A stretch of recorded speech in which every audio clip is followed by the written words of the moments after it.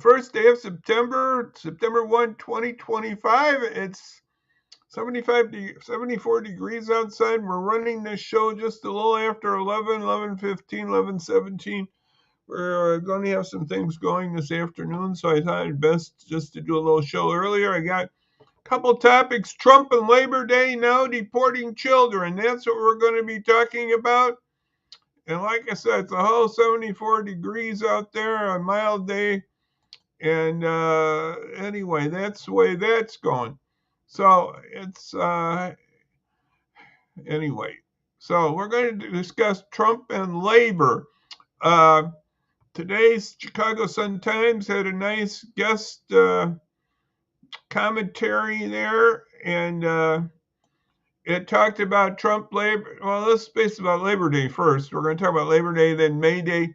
It's a very good, extensive article. I encourage people to read it. It's in Chicago Sun-Times commentaries, and it's by Jeffrey. I'm going to put that up 1 second here. Jeffrey Skolansky, I think it is. A professor, Skolansky. And there's the website part. And you can learn more about the beginnings of Labor Day and the 8-hour work day, which came after the Civil War. And there's some legislation on that, and maybe the states didn't listen to it or people didn't enforce it, the 8-day labor thing. So it's, I forgot what year it said that Labor Day actually came as a holiday. I'll be honest with you, I forgot that in the article. Now that I think about it. That was pretty good. But we have Labor Day in the United States and in Canada, and the other parts of the world have May Day. May Day. So that's a very good article. I encourage people to read that, and about how unions have been fighting for better working conditions and everything along that line. And I'm proud that I tried when I was in a factory in Geneva, Illinois, tried to be a union organizer. We got the vote, but we lost by a few votes, and that's the way it was. And then I was dismissed a few years later. But here's a nice article. I'm going to do an article from The Guardian. Let's see what we got here. Anyway, The Guardian has a nice article, and it's about Trump and his betrayal of us as union people. And here's what a union leader, the AFL-CIO labor president, said about Donald Trump and labor. And this is in The Guardian, and I'm going to throw that on the bottom of the screen right now. This is from The Guardian. And it's basically written by The Guardian. It's a big betrayal, says Lisa Schuler, president of AFL-CIO, the main U.S. labor federation. We know it would be bad, but we had no idea how rapidly it would be doing things. He would be doing things. He is stripping away regulations that protect workers. His attack on unions are coming fast and furious. He talks a good game for being for the working people, but he's doing the absolute opposite. This, and Schuler goes on to say, this is a government that is by and for CEOs and billionaires. So that's the head of the AFL-CIO on this Labor Day talking about Donald Trump. And Trump has not been good for labor, and he took away some protections from coal miners who voted for him, some of them, I'm sure. He said he was going to do better. He's done so many things. He has done nothing about our minimum wage. It's still stuck at $7.25.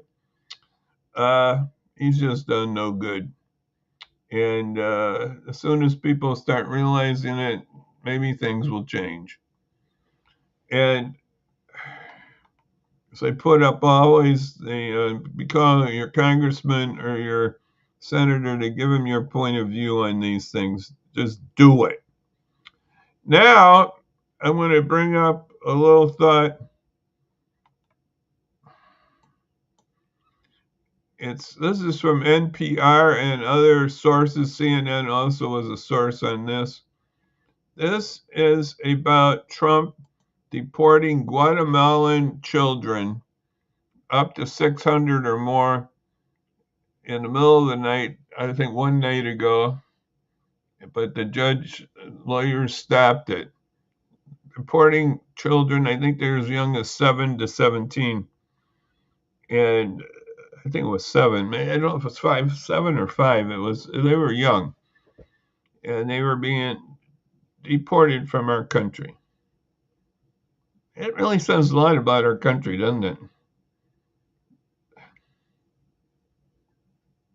The richest country in the world can't handle children.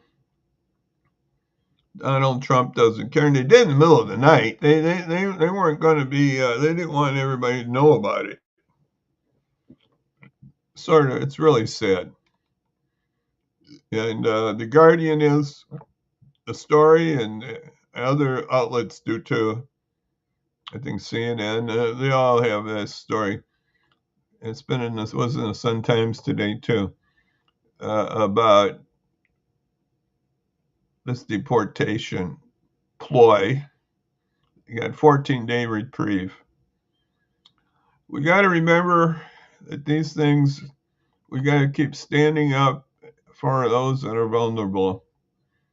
Remember, for we can do everything. This is my Christian point of view. We can do everything through Christ who gives us strength. We got to keep holding on here. Now, I'm going to give you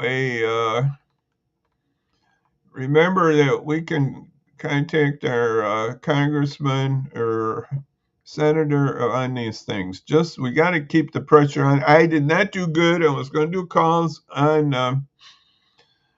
the gun violence the other day, and I got to write it down. I'm going to write it down right now on my little list here.